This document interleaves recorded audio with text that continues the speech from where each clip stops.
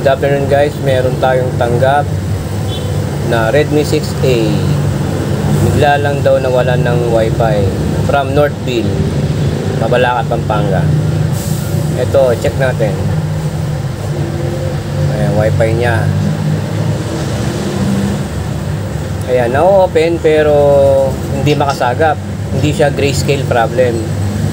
So, ibig sabihin, buo pa wifi nito. I-check natin at buksan. Samahan nyo ako. Ayan guys, buksan na natin ngayon. Daan-daan, sungkitin yung gilid. Gamitan ng kuko, ginagamit ko para safety yung LCD. Ayan. At tatanggalin natin yung mga screw nya para makita natin yung mismong board nya. At siya nga pala, sisikip din ako ng mga tornilyo sa utak ng mga kaibigan kong maluluwag ang tornilyo. Pwede rin kayo pumunta dito sa shop ko. Matatagpuan sa Mabalacat Stoplight, Corner Santa Ines, sa tabi ng Zenith School Supply, harapan ng Villarica Bayad Center. So ayan guys, natanggal na natin yung mga screw. So need natin i-disassembly yung mismong board niya, tanggalin sa mismong LCD niya para makita natin. So silipin natin ngayon sa microscope. So ayan, habang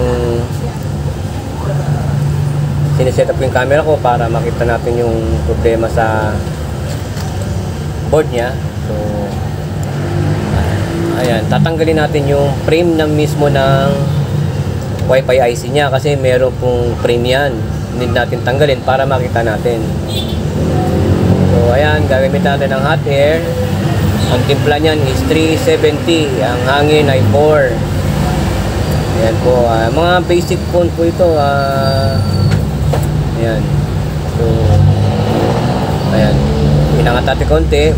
Pag naangat natin using hot air, kailangan natin ng cutter, yan, slice para iangat natin yung frame. Ayan, tatanggalin natin dahan-dahan. So ayan. So ayan, sinilip natin sa microscope at nakita natin na okay naman yung Bluetooth Wi-Fi IC niya. So may nakita ko ritong kakaiba dun sa gilid niya ng mga capacitor sa gilid, paligid niya mo parang nag-moist. So linisan muna natin, subukan natin linisan para mas madali nating makita. Ayan, gumamit po ako ng lighter fluid yan para mabilis matuyo.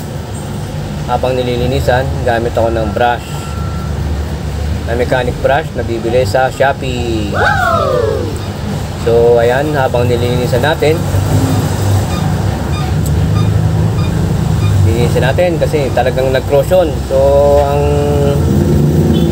naging causes nito kaya nasira yung wifi niya dahil nabasa po yung loob. So ayan, so nakita ko merong problema yung capacitor. Ayan, try ko linisan. So tingin ko mas magandang, ayan, isang capacitor lang nakita kong problema. So need tong palitan. Ayan guys, ayan, sa tabi ng wifi ang problema yung capacitor. So sa problema na to, hindi natin kailangan palitan ng wifi IC.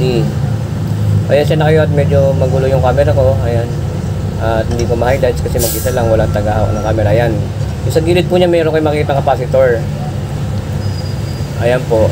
So hindi natin kailangan i-tester to. Matik po yan pag ganun na po yung kulay niya at natamaan talaga ng corrosion, need po yan palitan. So gagawin natin is tatanggalin natin siya. Gagamitan din natin ng hot air. So ayan, ayan, kaya tweezer, napakalit lang po niyan. Ayan, hot air na lang, pwede na nating sungkitin to ng kaya lang minsan baka dahil nga nag-corrosion, baka sumama yung mismong terminal ng pyesa. So hindi na natin malalagyan ng bagong capacitor o yung mare-replace yung parts, then mabubunot yung terminal niya. So natanggal natin, ito yung maliit na pyesa. Ayan guys, napakaliit lang.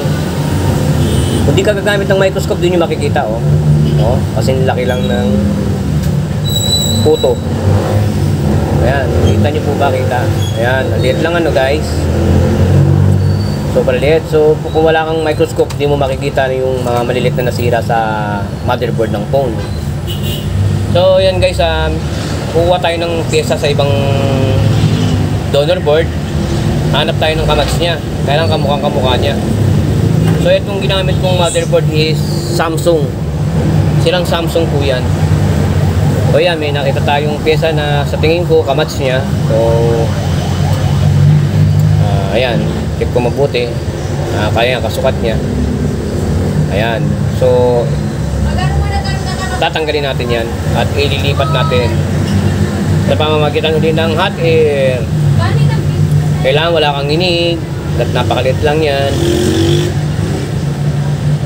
Ay hindi lahat ng nababasa ay nakukuha sa paglinis. Minsan po talaga may mga piyesang bumibigay. Ayan. Parang pag-ibig po yan, katagalan nanlalamig. Wow! So ayan. So nakuha natin piyesa. So ililipat na natin sa nakita natin yung problema ng Redmi 6A doon sa pestong pinagtanggalan natin. Ilalagay lang natin yan.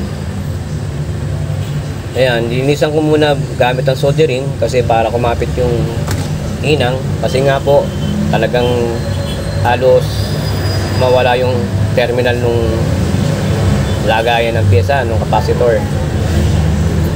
Ayan guys pasensya na kayo sa pag-voice over ko kasi non-scripted po talaga yan. So ayan, gamitan na ng soldering paste. Ayan, para malinis, para pag nilagyan natin capacitor, kumapit siya. So ayan guys, tsagain lang natin at napakaliit. So kailangan meron kayong soldering dito na maliit yung tip nya. Talagang pan cellphone para magawa nyo. So guys, kailangan nyo rin gumamit ng mga magagandang soldering para ma-repair nyo yung mga cellphone sa mga ibang kote ko na nagtatsaga sa mga ordinary soldering. Mas maganda po mag-provide kayo na pundar din ng soldering mga tools para magawa nyo yung mga ganitong klaseng problema ng phone. At ayan na nga, at nalinisan ko na nga, ilalagay na natin yung pyesa. Kinakailangan magandang pagkakalagay at siguradong nasa tamang posisyon. Ayan, i-hot air natin. I-align ko natin yan. Dahan-dahan lang ko para kasi po yung wifi pwedeng mag-leak yan, pumutok yung ilalim yan pag mali yung hot. Yung sa paglalagay po ng capacitor, in-adjust ko lang po itong 270. Ang hangin 4 pa rin, hindi ko binago. So ayan, lagyan natin ng flux uli para maganda yung pagkakakapit niya. At aalalayan natin uli ng soldering. Yung dulo-dulo niya, solder natin yan. Ayan na po, lalagyan natin ng soldering paste. Ayan, para hinangin natin dulo-dulo. Kasi nga ho, nag-corrosion na yan, halos ano yun na yung terminal niya. Ayan. So, dahan-dahan. Maliit lang, ingatan lang natin yung ibang, huwag tamaan yung ibang nasa paligid niyan. Ayan. Pinusure ko na nakakapit mabuti yung capacitor. Ayan, kapit ka lang. Ayan po, nailagay na natin. So, itatry na natin yan. Ayan, palamigin na natin kaunti. At susubukan na natin. So, ibabalik na natin siya sa mismong frame niya. Ayan, para masubukan. So, habang dandaanin lang po yung mga ribbon at siguro yung nakasinta yung makina niya, yung mismong motherboard. Ayan. So, yung antena ilagay nyo rin para so habang tinetesting natin to, medyo yung performance ito, i-check natin kung talagang mauon na yung wifi nya. For the meantime, medyo mahina sagap niyan kasi nga yung mga antena hindi pa naka-fit o hindi pa naka-screw. Sa video makikita nyo na, ayan, i-on na natin. Ayan. Pagka-on natin, ayan. Ayan, habang hintay natin mag-on, ayan, paki-like and follow muna ang video na to sa ganun na madagdagan ng mga followers natin. At comment lang po sa comment section So ayan na, nag-power na po. Ite-testing natin kung successful po ba yung pag-repair natin. So yung mga yung mga nagtatanong po pala diyan, baka ba't di ko ginamitan ng tester, kasi po pagka mga veteranong technician, minsan hindi na kami gumagamit ng ganun. Instinct na lang po ang ginagamit natin. Pag nakita namin duda kami sa piyesang mga ganung klaseng problema, instinct na lang po yun, hindi na ginagamitan ng tester. So ayan, no, nag-on na po, ayan, na open na yung wifi. So ibig sabihin, successful yung repair natin. Ayan po, ayan, nasagap niya na yung wifi natin dito. So sabi ko, medyo mahina sagap niyan kasi nga hindi pa naka-screw. So testing natin sa Google, ayan po, na-open na natin Google. I-try natin i-search. Ayan po, gumagana na sa Google, successful yung repair. I-type natin yung EBT Mobile Care, search natin, ayan, sa Google. Lalabas po yung EBT Mobile Care ko, yung location po sa mga hindi pa nakakaalam, makikita nyo yan sa Google. Ulitin ko, ang shop located po sa Mabalacat Stoplight, corner sa Taines, beside ng Senate School Supply, harapan ng Villarica Bayad Center. So nag-open kami 8 to 7. So ayan guys, ayan, nakapag-browse na tayo sa internet. So successful. Hope na meron kayong natutunan.